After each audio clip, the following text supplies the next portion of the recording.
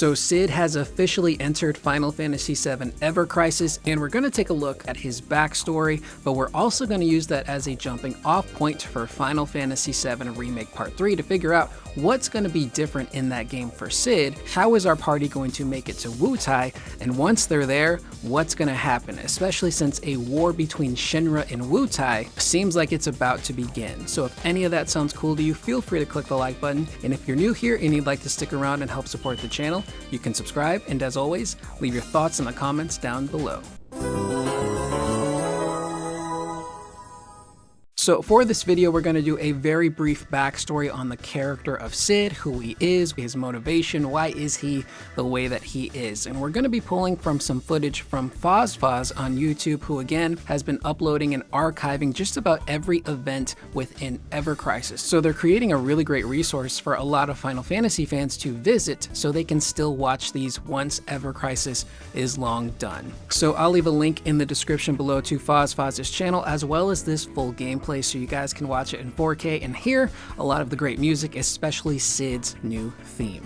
So starting off with a very brief recap, our party has traveled through Mount Nebel and has made their way to Rocket Town, where they spot the tiny Bronco, and they realize, hey, if we're gonna find this Temple of the Ancients, we're probably gonna need some sort of aircraft to get us there. After they spot the tiny Bronco, they run into a woman by the name of Shara, who happens to work with the captain, and she tells them, if you guys want to borrow this thing, you're gonna have to go find the captain and ask him yourself. So the party finds this captain, and it is none other than Sid Highwind.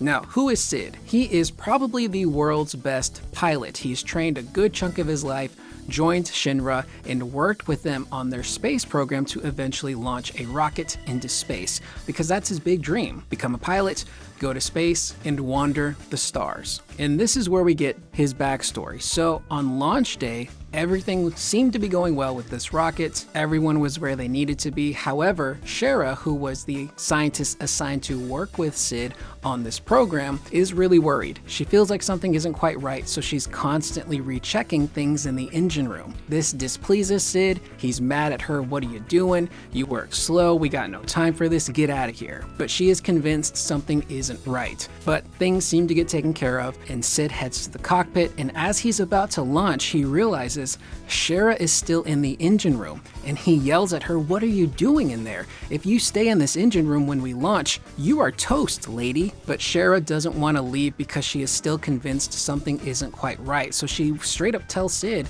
"I don't care if something happens to me, just let me check this and you can launch, and then I'm gone." So in this moment, Sid has seconds to figure out what is he going to do. Does he achieve his dream of going to space, or does he save Shara? Thankfully, he picks the latter, aborts the mission, and saves Shara's life. However, after this incident, Shinra decides to cut funding and eventually cancel their space program, which causes Sid to become incredibly bitter, not just towards Shara, but eventually Shinra.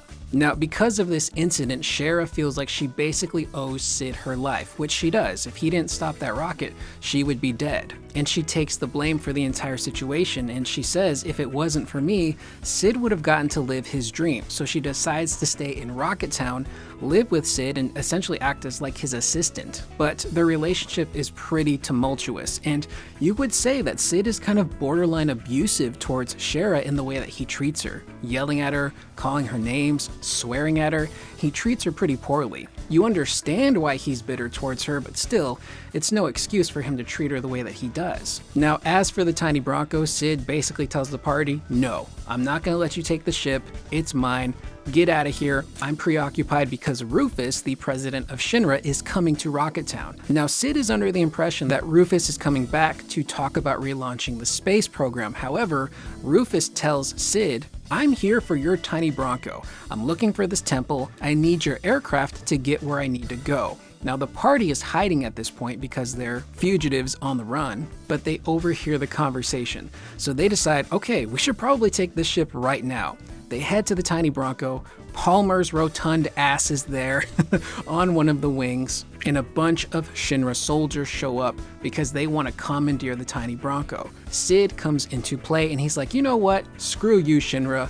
I'm not gonna let you take my ship because you didn't let me relaunch this program and take my rocket into space. He basically gives them the finger. Screw you guys, we're out of here. So the party takes off on the tiny Bronco, it gets shot down, and the party is stranded in the ocean. It's at this point that the characters and Sid actually bond together, and he realizes if you guys are gonna go up against Shinra, then let me join you. I want to do the same thing. Let me stick it back to them. So eventually the tiny Bronco drifts to the western continent, leading the characters to Wutai. And this is cool because we get more views of Wutai, not just the outskirts, but the actual nation of Wutai. And it's very reminiscent of how it looked in the original game. We even get to see the mountain area where the Dachau statue is at. It's really cool. But I wanted to use this as a jumping off point to talk about 7 Remake Part 3 because we do know that the order of events within the Remake trilogy has changed. By the end of Rebirth, we've already met Sid, we've already been to the Temple of the Ancients, and we already have the tiny Bronco. However, we haven't been to Rocket Town yet. So obviously we're going to go in part 3, but this brings up another issue that some people have. I'm not really too worried about it, but I did see some concerns from people saying they're worried that the writers are going to neuter Sid, because again, in the OG and even a little bit in Ever Crisis, Sid is a pretty verbally abusive individual, specifically towards Shara. He smokes, he swears a lot, he's a bit of a curmudgeon. And some people were worried that because we didn't see that in Rebirth, that's going to neuter him and water him down for part 3. I honestly don't think that's the case. We still see that kind of aggressive, smartass version of Sid in Rebirth, but he's just meeting the party for the first time, so he's not going to really show them who he truly is and how he truly feels, because these are strangers to him, apart from Aerith, who we do learn in the Remake trilogy he met when she was a young girl, and he was kind of fond of her mother. So I think once we return to Rocket Town, being back in that location, seeing Shara again, the failed space program, while also being brought up to speed with what Shinra is doing, who Sephiroth is, I think all of that in combination is going to weigh very heavy on Sid, and who he truly is going to come out. He's going to be that abusive asshole to Shara. He's probably going to swear up a storm, or as much as he possibly can without going from a teen to an M rating. Which leads to, are they going to drop the F-bomb in part 3? I think they will, and if there's a character that says the F word, it's gotta be Sid. There's gotta be a cool moment where Sid just says F it, or F this, or holy F. I think that moment belongs to him. But going to Rocket Town, we're gonna see that backstory now in Remake Part 3, and I'm curious to see if there is anything that they decide to change. And honestly, I think you can still have Sid be very bitter towards Shara without him cussing up a storm, just based on the way he treats her, the way that he kind of maybe gives her the cold shoulder, and maybe he just ends up being super dismissive towards her. But I think we'll get that Sid that we all are familiar with still in part 3, and I think the same situation will probably play out where Rufus might show up. Maybe they want to try and commandeer the tiny Bronco for something else. The party then takes off, and it gets shot down again, forcing us to use it like a boat, which honestly would be a really great opening set piece for this game. Now, we've speculated that a cool way to open up Part 3 would be to start with young Sephiroth and some of that Ever Crisis stuff to kind of give people a crash course on what the character is, what he went through when he was younger, you know, basic tutorial stuff, how to play the game, how to be super powerful. But then after you do the tutorial stuff with young Sephiroth, I think opening up the main story with Rocket Town is probably a really good move. You get a crash course on who Sid is, but it also allows for a moment where you could have a really cool action set piece where Sid's trying to get the tiny Bronco ready for flight, and the party has to protect him and the Bronco while they're fighting soldiers, Palmer, so it can create a really big fun opening boss battle and incredible cinematic story point that really just kind of gets the game going, hits the gas, and you get that really awesome sequence of the tiny Bronco taking flight again, only to get shot down and land in the ocean. Now, the next big question mark here is Wutai. How is our party going to get to Wutai, and what is the motivation going to be to get there? Now, I do think it depends on where Wutai is located. We do know from the developers that specific areas of the game have been switched around and moved to different spots on the world map. Again, the order of events of the story and the trilogy has also changed. Now, I think there might be 2 scenarios here that gets our party to Wutai. The first one, Yuffie yoinks all your stuff.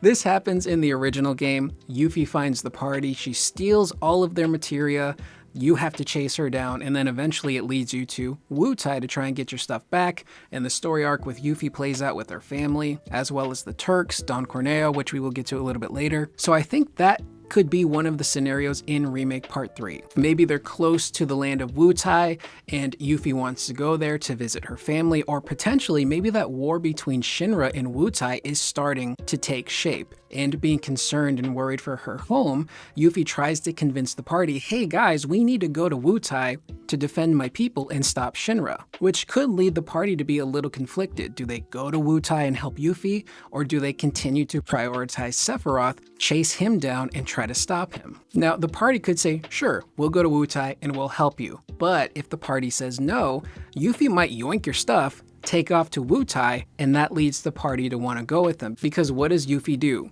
In the original, she takes all your materia. So imagine in Part 3, she not only takes all of your materia, but what if she takes that white materia that Cloud is holding onto that Aerith gave him? I don't think she would steal the black materia that seems to be hidden within Cloud's Buster Sword, but imagine Cloud realizing, oh crap, not only is all of our materia gone, but that white materia that Aerith gave me is also gone. We need that back for something. We gotta find Yuffie. So I think that is still in play, especially since Yuffie didn't steal our stuff in Rebirth. I think a lot of us assumed that would happen in Rebirth. At the beginning of the game, she would yoink your stuff, it would reset your characters down to their basic level, and you'd need to get new materia, which didn't happen. So I think maybe they're saving that for Part 3. And it also creates a really interesting character moment for Yuffie, because now she's kind of formed a bond and a kinship with this party. She's been through a lot with them, and she's gotten close to all of them, especially Aerith. And Aerith having just passed, she might be a bit conflicted about stealing everyone's equipment and materia and then making her way to Wutai. So I'd like to see maybe some conflict there with her. Now, when it comes to that Wutai War, I'm very curious, will Glenn be there? And again, it's probably not the real Glenn, it's the one we're seeing at the end of Rebirth that is a Genova manipulation / Sephiroth clone that again is kind of pulling the strings behind the scenes. So maybe he's there just kind of orchestrating things behind the scenes, maybe we do see him, maybe he kind of messes with Yuffie a little bit, because again, she knows who this is. This is General Lodbrok. He's a good dude, he helped with the revolution in Wutai, why wouldn't she trust him? So seeing a form of Glenn in Wutai could potentially happen. Now, who else do we see in Wutai? Well, based on the original, we see the Turks, but the Turks aren't there to fight you, they're on vacation. Rude, Reno, and Elena, and as we know in the original, Don Corneo also shows up in Wutai. He kidnaps Yuffie and Elena, which leads our party and the Turks to team up to find their respective people and put an end to Corneo. Now imagine, in Part 3, I don't want to get anyone's hopes up, but it'd be pretty cool if this happened, if we actually did have another team up with the Turks. We had one previously in Rebirth in the Temple of the Ancients where Cloud, Bear, and Tifa team up with Reno and Rude fighting a bunch of fiends. Once they watch each other's backs and everything's over with, they decide, okay, the enemies are out of the way, let's throw down.